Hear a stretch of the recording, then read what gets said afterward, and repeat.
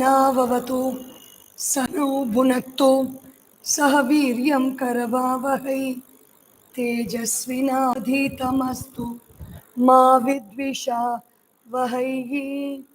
ॐ शान्ति शान्ति शान्तिः। हरिः ॐ श्री गुरुभ्यो नमः। हरिः ॐ। बोलिए श्री चिन्मय सूर्य नारायण भगवान की जय।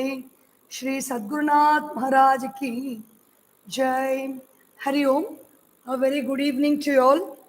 My apologies on the first at the outset for this half an hour delay in starting. It was because of some technical connection issues with the internet. So today's topic for Chinmaya Yoga is as the mind, so the man. Whoever we are is whatever our mind is. If we have an angry mind, we are an angry person. If we have an agitated mind, we are an agitated person. If we have a calm mind, we are a calm person. So whatever we want to be, we just have to look into the nature of our mind, and when we change the nature of our mind according to what we want, then we can be that person.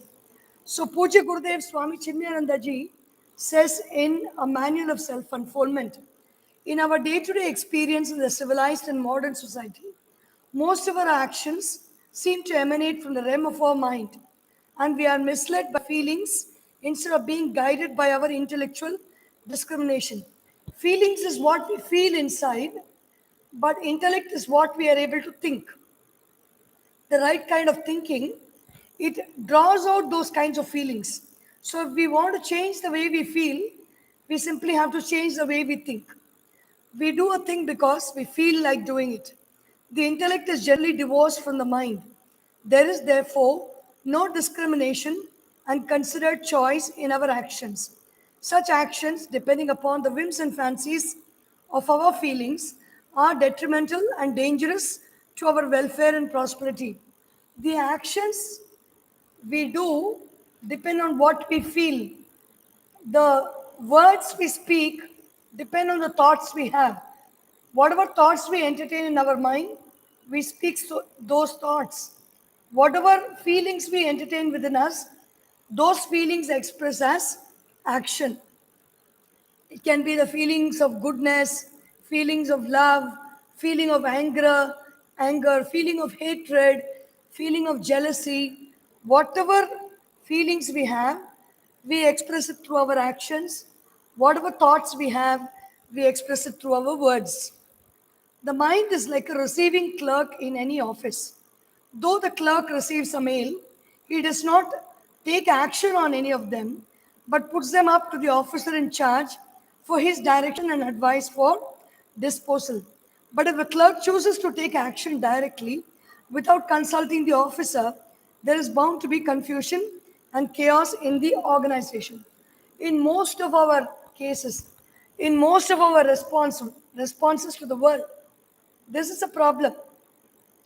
When somebody shouts at us angrily, without thinking, like clerk who is acting on the mail, our organs of action, which means our mouth, our hands, our legs, our reproductive organs and excretory system, they all immediately act, they all react to the situation that is there, which means the mind is reacting and not responding. If the clerk has to send the file to the officer, then the officer will take the file, he will go through the file, he will slowly decide on how to respond, and then he will issue orders accordingly, which the clerk will carry out. The orders will have a lot of thought process gone behind it. But in the same way, when the situations come and they are all received by our sense organs of eyes, ears, nose, smell, taste and feeling the skin, the messages, the information is passed on to the brain. The brain looks through all its files, it looks through all the stored data within it, and then it decides on the right kind of response based on the past data, and then it slowly issues a response through the organs of action. But even though we say slowly issued, the brain does everything in a jiffy. There is a very nice book by an author called Daniel Kahneman. He wrote Thinking Fast, Thinking Slow. So this is the same process where when some situation happens, we can either think fast and behave according to our reactions, or we can think slow and then respond very quietly to whatever we need to do after consulting our past experience and our past data. So Gurudev has given a very beautiful diagram. Before going to the diagram, it's a very nice paragraph. Mind is a man, as the man, so the individual. In the Amrita Bindu Upanishad, it says, Mana eva manushyanam karanam bandha mokshayoho bandhaya vishayasaktam muktam nirvishayam smritam. The mind is a man. Mana eva manushyanam karanam bandha mokshayoho. The mind is responsible for bondage. The mind is responsible for liberation. What is bondage? When I'm holding on to an object. Here the object means object of sight, object of hearing, object of smell, object of taste, and object of touch. When I hold on to the object, I am in bondage. When I am relaxed and relieved from the bondage, I let go of that object, then I am in liberation. And here the object is nothing but a thought in the mind. The thought of what we see, the thought of what we hear, the thought of what we smell, the thought of what we taste, and the thought of what we touch is the object that can be held inside. And when that object is released, the mind is free. So the mind is a man, and as the man, so the individual. If the mind is disturbed, the individual is disturbed. If the mind is good, the individual is good. This mind, for purposes of our study and understanding, may be considered as constituted of two distinct sides. One facing the world of stimuli that reach it from the objects of the world, and the other facing within, which reacts to the stimuli thus received. One part of the mind is facing outside and reacts to the objects that come through the five senses, and the other part of the mind that reacts to the stimuli that is received. It's a very beautiful scientific explanation of how our mind functions. The outer mind facing the object is called the objective mind, and the inner mind, which is called the subjective mind, that is the buddhi. The outer mind is manas and the inner mind is buddhi. Unfortunately, except in a rare few, in a majority of us, the minds are split. When the outer mind, which is facing the objects, and the inner mind, which is facing our response to the objects, are united, then we function with an integrated mind. But unfortunately, in the world, there is a split between the outer mind and the inner mind. This divorce between the subjective and the objective mind is mainly created by a layer of egocentric desires entertained by the individual. The greater the distance between these two aspects of the mind, the greater the inner confusion in the individual, and the greater the egoism and low desires which such an individual exhibits in his life. So, Gurudev gives a very beautiful diagram of the outer mind and the inner mind, and in between is this layer. This layer is called the layer of vasanas or impressions. The thoughts reach to us through the sense of, through sound, through sight, through smell, through taste, and through touch. These are the means that the inputs reach us. And when the inputs reach us, if there are no stored impressions here, the inputs can go. The next diagram will show that. When the input reaches us, there are granulated stored impressions here in between the objective mind and the subjective mind. The granulated impressions are called vasanas. When the inputs reach us and we react to them, an impression is formed. In course of our life, from our childhood, when we are going on reacting to situations, the number of impressions formed here are very deep, and there is no way there is going to be a proper response through the organs of um, action. So, this vasanas or the granulated desire filled layer within the objective mind and the subjective mind is the cause for all our problems in life. That is, when the objective mind receives inputs. For example, when I see a movie, the movie, there may be scenes of anger, hatred, jealousy. All these things can happen in the movie. But in my mind, I form impressions about what I see. Without considering the fact that it is just a movie, information can come and information can go without any kind of reaction or response from me. Unfortunately, when I react and when I react to any kind of a situation, either a negative or a positive impression is formed in this layer. When the impression is negative, then I face a lot of difficulties in life. When the impression is positive, it is going to be helping me in life. The inputs that I receive will always get the right kind of responses through me if my impressions are positive. So Gurudev says, through the years, whatever reaches the objective mind, it goes through this layer of desires, egocentric desires, and through the subjective mind, it comes out as speech. Through the skin, whatever comes into the inputs into the objective mind, it comes out through the organ of movement or the legs. Through the eyes, whatever we receive through the eyes comes through our hands as actions that we do. In Tamil, there is a proverb, it is so much beautifully connected to this.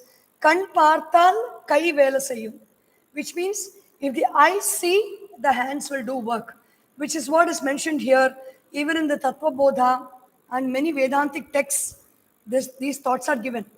And whatever we receive inputs through the tongue, it is expressed through our organ of reproduction.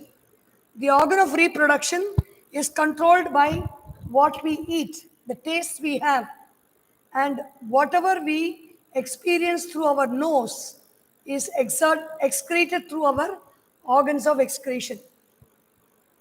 And when this is the process by which it happens, this is the input and the output is the organs of action. When there is nothing to block the input and the output, in the case of great saints and sages, their mind is very pure, that the layer of vasanas is almost, it is very clear. It is like a clean mirror through which the inputs come, and then the outputs are very natural. They have very natural expressions to whatever they receive in life. Whereas Gurudev says, through integrated mind, to bring the subjective mind and the objective aspects of the mind together into a happy union, where the objective mind is well disciplined to act faithfully as per the guidance of the subjective mind, is yoga. This whole series is called Chinmaya Yoga. So, what is yoga? When whatever we receive through the subjective mind, objective mind, goes without distortion, goes without granulation, or goes without any kind of a malformation, and gets expressed through the subjective mind, through the sense organs of action, then it is a state of yoga. This is accomplished only by the removal of the divisive factor, our egocentric desires. So, when can we be in yoga? We do so many asanas, we do pranayama, we do so many kriyas with the idea that we want to be in yoga. When can we be in yoga? When our objective mind, that is the thoughts formed by the inputs that are received from the world outside, and the subjective mind, which is composed of feelings which are caused by our responses to those thoughts. When they are united together, then we are in a state of yoga, which means if I get a thought of joy and there is a feeling of joy, then I'm in a state of yoga. If I get a thought of anger and consciously I am in that feeling of anger, then too I'm in a state of yoga. We tend to not to be in the state of yoga when the thought of anger is there in the objective mind, in the thought form, but in the subjective mind, we try to bring it out in some other way. We try to suppress it, or we try to exaggerate it, or we try to bring it out as a lie, or we try to try to behave happily when actually we are feeling angry. When this system is there, when the connection lines are cut, the wires are cut between the objective mind and the subjective mind, then we are not in a state of yoga. How is the state of yoga accomplished? Only by the removal of the divisive factor, our egocentric desires. This is called in the Bhagavad Gita, Buddhi Yoga. Spiritually viewed, the subjective mind is thus the secret weapon in man to be used as an outlet for the existing impressions that have come to be stored up in it. So, it's a very simple method to uh, live a life of yoga. In the objective mind, the input may be somebody is not cooperating with me, somebody is not doing what I say, whatever I want is not happening. But the way I bring out, I take in that thought, I analyze that thought, I process that thought, I remain very calm, and I choose what response I want to give through my body. Then in my subjective mind, through the organ of actions, if nobody is coming to help me, I can help myself. I can help myself by speaking nice words for my own self. I can help myself by doing actions that help me and that aid me and support me. I can help myself to walking to those places or doing those things with my feet that are going to help me, and I can help myself by relieving myself of all unwanted agitations in the mind. I can help myself by reproducing the nice kinds of thoughts that I want to replicate in the future. So these are the ways I can help myself through the sense organs of action. Gurudev says the reason for this the reason for this granulated middle part between the objective mind and the subjective mind is called desires, and desires are just two in kind. One is I. I means a misapprehension of who I am is a root cause for all desires. It is called ignorance. And because of that ignorance, the next level is the root cause is the non apprehension of who I am, and which is what we say I am this body, I am this mind, these situations are happening to me, and these people are telling this to me. I am seeing these things. This is not good. All these interpretations are coming because I am thinking this frame is I, this frame is me. It takes a long time, long study, long sadhana to understand that this frame is not I, but what is around this frame and what is within this frame is that I, which we are talking about.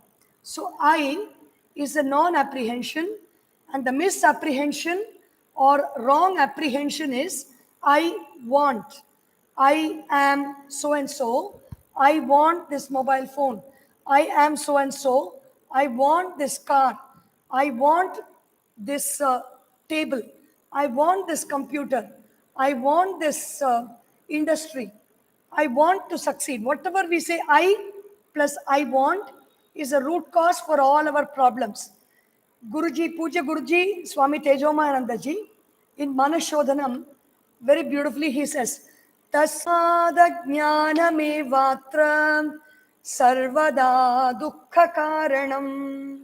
Only ajnana or lack of knowledge is the cause for dukkha. When we know the cause, the root cause, then all our problems go away.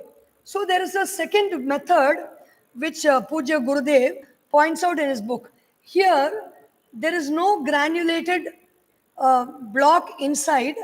The objective mind functions together with the subjective mind. As a result, what happens? Through the objective mind, through the ears, through the eyes, through the nose, through the tongue, and through the skin, inputs are reaching. And through the subject, what is happening is directly the response is happening through the organs of action. That is, what is that? Through the organ of reproduction, organ of excretion, organ of hands, organ of legs, and organ of speech. Through these, through these organs, what is happening is selfless activity engaged in vasana purgation. This granulated vasanas get dissolved when there is a brass vessel and the brass vessel is covered by a coating of soot. We have to, there is no other way but to take that scrub and put that chemical, whatever we need to, or tamarind, and scrub that vessel nicely with water and then wash it for the granulation and for all that dirt to go around. In the same way, for the lifetimes of imprints of vasanas that are there in us, we have to scrub it, scrub it, scrub it with sadhana, with japa, with selfless activity. Karma yoga is one way. What is karma yoga? I do work. I do work with my full intention. I do work with all my love. I do work with all my energy. I'm doing that work for a very high goal, and I do that work without identifying myself as the doer of the work. I am not the doer. Ishvara is the doer. Bhagavan is the doer. Consciousness is the doer. That Supreme Self is the doer of the work. Na aham karta, hari karta. With that attitude, I do work. And when I do work, results come out of that work. And when the result comes, I don't take that or grab it for myself. I give it to everybody, I share it to everybody, and I say, just as the actions belong to Ishvara, the results also belong to Ishvara. Whether it is a good result or a bad result, I don't take, it's a simple thing. I don't take credit for the results. When actually we can't take credit for anything, because that is the truth.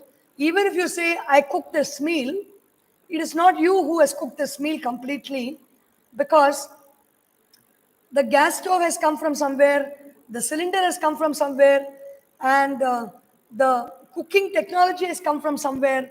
The recipes have come from our ancestors, and the ingredients are all bought out of the shop. Somebody has brought it from the shop to our home. Somebody has brought it from the wholesaler to the retailer. Somebody has bought it from the farmland to the wholesaler. So many things are the truckloads, lorries, the buses that go, the transport system, the roads, everything. The whole universe is responsible for one rasam that we can make, or for one dosa that we can make, a very crisp dosa that we can make in our kitchen. And same way for the people who eat also, we say, this is, I like this food belongs to me, I have earned this food. No, it is not because of the money that we earned that we are able to eat the food.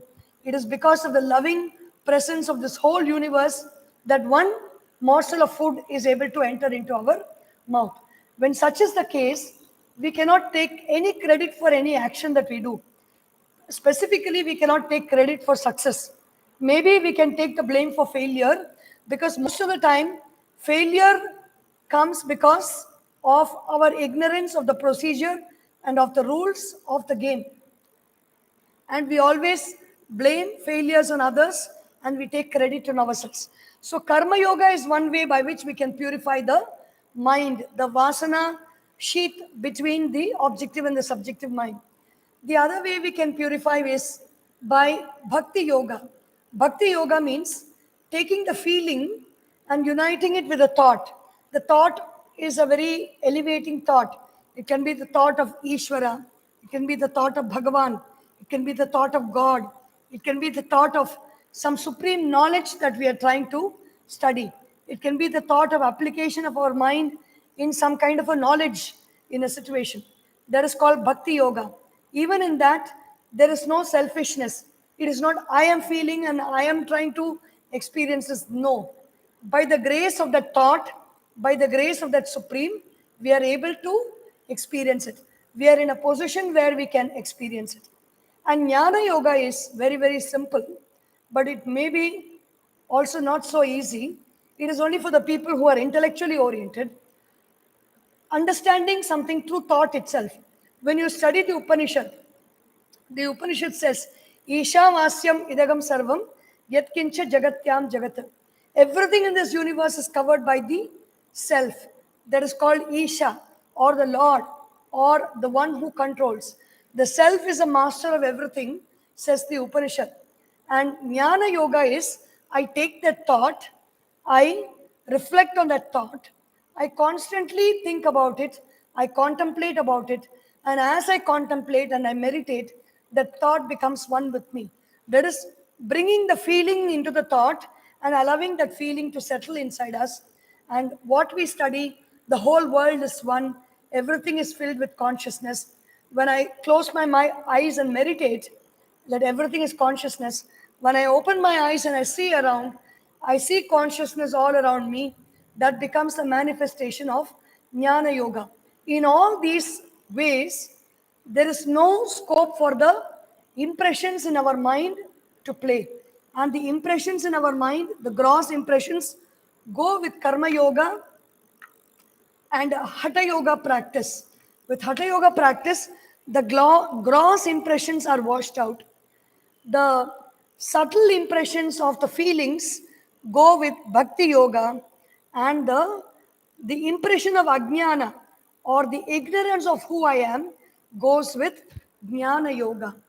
And this is the ways by which we can denude the Vasana layer in between the objective mind and the subjective mind. And so what happens? Whenever anything goes into the objective mind, it comes out directly as action for the welfare of the world into the subjective mind, and there is no layer that is there that disturbs this whole process in a great saint, in a Mahatma, or in a yogi. So Gurudev says Karma Yoga, Bhakti Yoga, and Jnana Yoga. These vasanas, as long as these vasanas are there inside, these impressions are there inside, they manifest as thoughts, and those thoughts manifest as words, and thoughts manifest as feelings, the feelings manifest as actions. So if we want to stop this whole cycle of feeling, thoughts, words, and actions, we have to do sadhana. We have to be very focused and very alert to catch the whole expression of the impressions in our mind, of the vasanas in our mind. So it is expressed as in many ways as desires. Whenever I have some desire for an object, whenever I have a desire for a situation to be in a particular way, whenever I have a desire for a person or a person to behave in a particular way, it is a result of my vasana or the impression. If the vasana is not there, desire is not going to come. If the desire is obstructed, the next vasana expression is anger. If the desire is fulfilled, the third vasana expression is lobha or greed. If the desire, if anger is obstructed, I get angry with the person who is obstructing, and that becomes my moha. And when I'm trying to control the situation more and more, and I'm unable to control, that becomes mada or arrogance. And when I see that somebody else is very happy, somebody else is controlling the situation very well, how am I not able to handle it? Then it becomes matsarya. These are all the impressions that are there, and we have to work on these impressions with love, with kindness, with compassion towards ourselves and towards others, and only then will these impressions go away. And also the thought that we are working on those impressions and polishing those impressions also should go away. Because when we work, when we think that we are doing it, then the whole purpose is gone, because we deepen the impression of everything, and we also deepen the impression of our arrogance when we think that we are doing it. Whenever we are doing our sadhana, swadhyaya, meaning study about the self, seva, serving others, and satsanga, participation in the communion of people who have similar thoughts, is satsanga. When we do all this and we pray to the divine that may the the layer between my objective mind and subjective mind go away. When we pray, by the grace of that Ishvara, by the grace of that Supreme, it happens very fast. It is like I can try to reach the shore, but when the wave itself decides to take me to the shore, in no time it can do that. My trying can take many years, even many lifetimes. But when the wave of that vasana, when the wave of that Ishvara decides to take me ashore, it can happen in no time. So, this is the way by which we can purge our vasanas and make the objective mind and the subjective mind function in integration, in service to the world. And when this happens, we will be very, um, when this happens, we will be in a state of yoga. ॐ सर्वेषां स्वस्तिर्भवतु, सर्वेषां शान्तिर्भवतु, सर्वेषां पूर्णं भवतु, सर्वेषां मङ्गलं भवतु, सर्वे भवन्तु सुखिनः, सर्वे सन्तु निरामयाः, सर्वे भद्राणि पश्यन्तु, मा कश्चित् दुःखभाग् भवेत्. ॐ असतो मा सद्गमय, तमसोर्मा ज्योतिर्गमय, मृत्योर्मा अमृतं गमय. ॐ पूर्णमदः पूर्णमिदं पूर्णात् पूर्णमुदच्यते, पूर्णस्य पूर्णमादाय पूर्णमेवावशिष्यते. ॐ शान्ति शान्ति शान्तिः. हरिः ॐ. श्री गुरुभ्यो नमः. हरिः ॐ. बोलिए श्री सद्गुरुनाथ महाराज की जय. हर नमः पार्वती पतये. हर हर महादेवा.